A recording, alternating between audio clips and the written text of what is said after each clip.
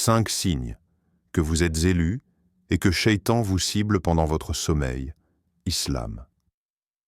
Le sommeil est un moment sacré où notre âme voyage au-delà de notre corps.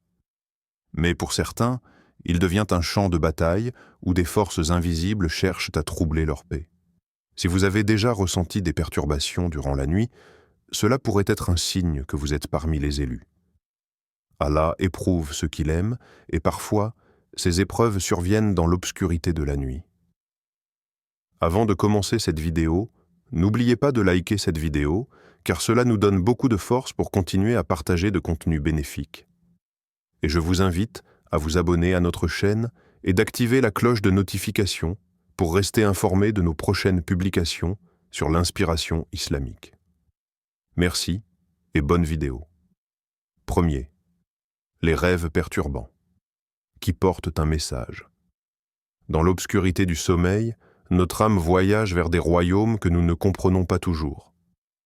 Parfois, ces voyages nous laissent un sentiment de paix, mais d'autres fois, ils nous plongent dans des cauchemars oppressants. Pourquoi ? Pourquoi certaines nuits sont-elles hantées par des visions étranges, des silhouettes menaçantes ou des sensations de chute infinie ? L'islam nous enseigne que les rêves ne sont pas de simples illusions de l'esprit. Ils sont des messages, des signes, des reflets de notre état intérieur. Le prophète Muhammad, paix et bénédiction sur lui, nous a éclairés sur leur nature. Certains viennent d'Allah, porteurs de guidance et de lumière, d'autres ne sont que des murmures du Shaitan, des pièges tissés dans l'obscurité pour troubler nos cœurs. Allah nous donne des avertissements à travers nos rêves. Peut-être est-ce un péché qui pèse sur notre âme, une habitude que nous devons abandonner, ou un rappel que nous nous sommes trop éloignés de la prière. D'autres fois, un rêve peut être une épreuve, un test pour voir si nous cherchons refuge en Allah ou si nous nous laissons consumer par la peur. Il est essentiel d'analyser l'origine de ces rêves troublants. Se répètent-ils ? Sont-ils accompagnés d'émotions intenses ? L'islam nous enseigne à ne pas partager les mauvais rêves, car le Shaitan peut en tirer profit pour intensifier nos angoisses. Si un cauchemar vous secoue, réveillez-vous et dites « A'udhu billahi minash shaitanir rajim ». Cherchez refuge auprès d'Allah contre le diable maudit. Tournez-vous sur l'autre côté et récitez les sourates protectrices Al-Falaq, An-Nas et Al-Ikhlas. Le Coran nous rappelle « Ceux qui ont cru combattent dans le sentier d'Allah, et ceux qui ont mécru combattent dans le sentier du Tagout. » Eh bien, combattez les alliés du diable, car la ruse du diable est certes faible. Sourate An-Nisa 4,76. Le Shaitan peut essayer de vous effrayer dans vos rêves, mais sa ruse est faible face à la foi. Vous êtes plus fort que lui. Chaque nuit, avant de dormir, récitez Ayat al-Kursi, le verset du trône. Le prophète, paix et bénédiction sur lui, a affirmé que celui qui récite ce verset sera protégé jusqu'au matin. Ne laissez pas la peur dicter votre nuit. Transformez vos cauchemars en un rappel d'Allah. Lorsque vous rêvez, souvenez-vous que votre âme voyage et parfois Allah vous envoie un message. Écoutez-le. 2. L'insomnie qui vous pousse à vous rapprocher d'Allah. Il y a ces nuits où le sommeil semble vous fuir. Vous tournez et retournez dans votre lit, fixant le plafond dans l'obscurité silencieuse. Pourquoi ces réveils soudains ? Pourquoi cette sensation étrange, comme si quelque chose vous appelait ? L'insomnie peut être un fardeau ou une opportunité. Et si ce n'était pas un hasard ? Et si ce n'était pas une simple perturbation du sommeil, mais un appel divin ? Allah choisit certaines âmes pour se lever dans la nuit, dans ces heures où le monde dort profondément, pour les inviter à un moment d'intimité avec lui. Le prophète Muhammad, paix et bénédiction sur lui, nous a enseigné que la prière nocturne, Qiyam al-Layl, est l'une des plus précieuses aux yeux d'Allah. Ceux qui se lèvent avant l'aube, dans le silence, pour invoquer leur Seigneur, sont parmi les plus proches de lui. Dans la nuit, où tout est calme et où l'agitation du monde s'éteint, votre cœur peut entendre ce qu'il ignore en plein jour.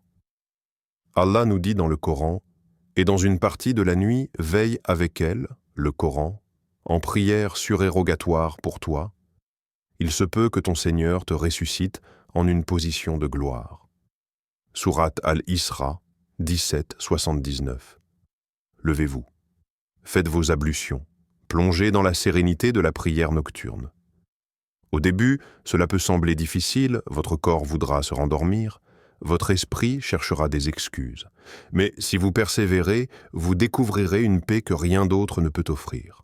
Il y a une sagesse dans ces nuits d'insomnie. Peut-être que votre âme a soif de spiritualité. Peut-être qu'Allah vous protège d'un mal invisible en vous gardant éveillé. Peut-être veut-il vous entendre, seul avec lui, dans un moment de pure sincérité.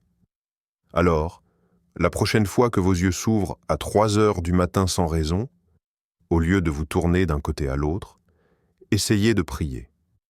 Juste 2 unités de prière. Juste quelques mots murmurés dans l'obscurité. Vous serez surpris de voir comment votre âme se transforme, comment la paix descend sur vous comme une brise légère, comment l'amour d'Allah vous enveloppe comme une lumière douce. Ce n'est pas une insomnie, c'est une invitation. Répondez-y. 3e. Les sensations de paralysie et l'oppression nocturne. Vous ouvrez les yeux, mais votre corps refuse de bouger. Une présence lourde semble peser sur votre poitrine comme si une force invisible vous retenait. Vous essayez d'appeler à l'aide, mais aucun son ne sort de votre bouche. Vous entendez des murmures, des ombres glissent aux limites de votre vision. Cette expérience, terrifiante et déroutante, est connue sous le nom de paralysie du sommeil. Mais sachez ceci, rien ne peut vous atteindre sans la permission d'Allah. Cette oppression nocturne n'a aucun pouvoir face à la lumière de votre foi. L'islam nous enseigne que ce monde ne se limite pas à ce que nous voyons. Il existe des créatures invisibles, des forces qui errent entre le monde des hommes et celui des esprits. Pourtant, aucune force, aucun chuchotement, aucune ombre ne peut surpasser la puissance d'Allah. Le prophète Muhammad, paix et bénédiction sur lui, nous a enseigné les armes contre ces tourments, les sourates protectrices. Lorsque l'obscurité cherche à vous effrayer, récitez avec conviction. Dis, « Je cherche protection auprès du Seigneur de l'aube naissante contre le mal des êtres qu'il a créés. » Sourate Al-Falaq, 113, 1-2. Dis, « Je cherche protection auprès du Seigneur des hommes, du souverain des hommes, du Dieu des hommes, contre le mal du mauvais conseiller, furtif. » Sourate An-Nas, 114, 1-4. Ces paroles ne sont pas de simples versets, elles sont un bouclier, un rempart contre toute entité malveillante, un refuge contre l'angoisse et la peur. Lorsque vous vous sentez oppressé dans la nuit, ne laissez pas la panique vous envahir. Rassemblez votre foi et répétez ces paroles. Tournez-vous vers Allah et sentez cette force obscure se dissiper comme une ombre face à la lumière. Avant de dormir, appliquez les recommandations du prophète, paix et bénédiction sur lui. Récitez Ayat al-Kursi, Sourate al-Baqarah 255. Le messager d'Allah a dit que celui qui récite ce verset sera protégé par un ange jusqu'au matin. Récitez les 3 dernières sourates du Coran, Al-Ikhlas, Al-Falaq et An-Nas. Soufflez sur vos mains et passez-les sur votre corps. Dormez en état de pureté, wudu, et avec la certitude qu'Allah vous garde. La peur est l'arme du shaitan, mais la foi est une lumière qui dissipe toutes les ténèbres. Ayez confiance. Aucune ombre ne peut exister là où brille la lumière d'Allah. Récitez les 3 dernières sourates du Coran, Al-Ikhlas, Al-Falaq et An-Nas. Soufflez sur vos mains et passez-les sur votre corps. Dormez en état de pureté, wudu, et avec la certitude qu'Allah vous garde. La peur est l'arme du shaitan. Mais la foi est une lumière qui dissipe toutes les ténèbres. Ayez confiance. Aucune ombre ne peut exister là où brille la lumière d'Allah. 4e. Les réveils nocturnes à des heures significatives. Avez-vous déjà remarqué que vous vous réveillez souvent à la même heure, nuit après nuit, peut-être à 3 heures du matin ou juste avant l'aube? Ce phénomène n'est pas anodin. Ce n'est pas une simple coïncidence. C'est un appel. Le dernier tiers de la nuit est un moment sacré, un moment où le voile entre le ciel et la terre devient plus fin, où les âmes sincères sont invitées à un dialogue intime avec leur Créateur. Le prophète Muhammad, paix et bénédiction sur lui, nous a révélé un secret magnifique. Notre Seigneur descend chaque nuit au ciel le plus bas, lorsqu'il ne reste que le dernier tiers de la nuit, et il dit « Qui m'invoque afin que je lui réponde? Qui me demande afin que je lui donne? Qui implore mon pardon afin que je le lui accorde ?» Rapporté par Al-Bukhari et Muslim. Imaginez un instant. Le monde entier dort. Tout est silencieux. Et à cet instant précis, Allah lui-même attend votre voix, votre prière, votre invocation. Il tend la main à ceux qui cherchent son pardon, sa guidance, son amour. Si vous ouvrez les yeux chaque nuit à la même heure, ce n'est peut-être pas une simple perturbation du sommeil. C'est une invitation céleste. Ne l'ignorez pas. Levez-vous. Faites vos ablutions. Levez les mains vers le ciel. Dites ce que votre cœur retient depuis trop longtemps. Demandez. Pleurez. Parlez à celui qui ne vous rejette jamais. Dans ce dernier tiers de la nuit, chaque supplication a un poids immense. Chaque larme a une valeur. Les portes de la miséricorde s'ouvrent grand. Vous avez un accès direct à Allah, sans intermédiaire, sans barrière. Le prophète, paix et bénédiction sur lui, a dit « La prière la plus méritoire après les prières obligatoires est celle qui est accomplie durant la nuit. » Rapporté par Muslim. Ne laissez pas cette opportunité vous échapper. La prochaine fois que vos yeux s'ouvrent inexplicablement dans l'obscurité, ne vous rendormez pas immédiatement. Faites au moins une courte prière, invoquez Allah, demandez-lui ce que votre âme désire le plus. Car peut-être, juste peut-être, c'est cette nuit-là, à cette heure-là, qu'Allah a décrété d'exaucer votre prière. 5e. L'épuisement spirituel. Au réveil. Une épreuve cachée. Vous ouvrez les yeux après une longue nuit de sommeil, mais au lieu de vous sentir reposé, une fatigue inexplicable vous écrase. Votre corps est lourd, votre esprit embrouillé. C'est comme si quelque chose avait vidé votre énergie pendant la nuit. Ce n'est pas une simple fatigue physique, c'est un épuisement spirituel. L'islam nous enseigne que le sommeil n'est pas seulement un repos pour le corps, mais aussi un voyage pour l'âme. Pendant que nous dormons, notre esprit s'éloigne temporairement de ce monde, et parfois, il traverse des épreuves invisibles. Le prophète Muhammad, paix et bénédiction sur lui, a dit « Les yeux dorment, mais le cœur ne dort pas. » Rapporté par Al-Bukhari.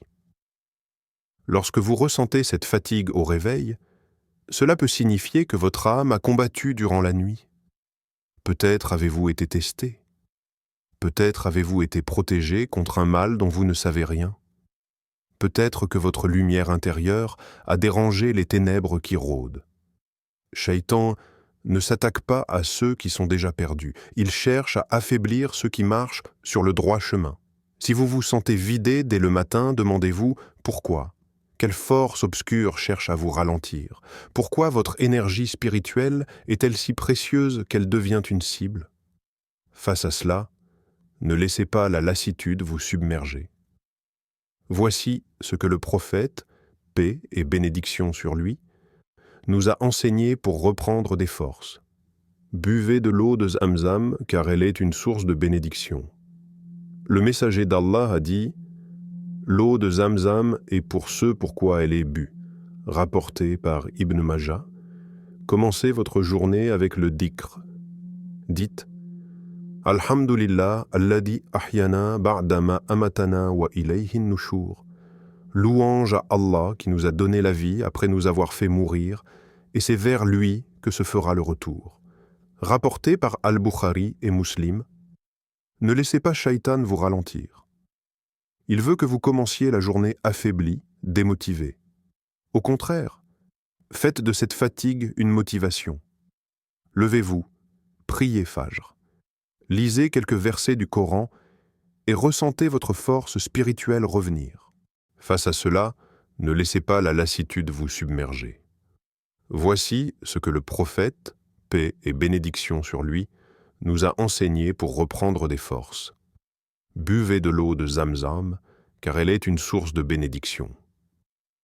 Le messager d'Allah a dit « L'eau de Zamzam est pour ce pourquoi elle est bue », rapporté par Ibn Majah. Commencez votre journée avec le dhikr. Dites « Alhamdulillah, alladhi ahyana ba'da ma amatana wa ilayhin nushur ». Louange à Allah qui nous a donné la vie après nous avoir fait mourir, et c'est vers lui que se fera le retour. Rapporté par Al-Bukhari et Muslim. Ne laissez pas Shaitan vous ralentir. Il veut que vous commenciez la journée affaibli, démotivé. Au contraire, faites de cette fatigue une motivation. Levez-vous, priez Fajr, lisez quelques versets du Coran et ressentez votre force spirituelle revenir. Le Saint-Coran nous rappelle ceux qui croient et dont les cœurs se tranquillisent à l'évocation d'Allah. N'est-ce pas par l'évocation d'Allah que les cœurs se tranquillisent? Sourate Ar-Ra'd, 13h28. Rappelez-vous, si Shaitan cherche à vous épuiser, c'est qu'il craint votre lumière. Transformez cette fatigue en une preuve que vous êtes sur le bon chemin. Car un cœur qui lutte pour Allah ne s'éteindra jamais. Une prière pour votre protection. Ô Allah, garde mon âme sous ta lumière, protège-moi des ténèbres invisibles, fais de mon sommeil un repos béni et guide-moi vers toi, même dans mes rêves. Amin.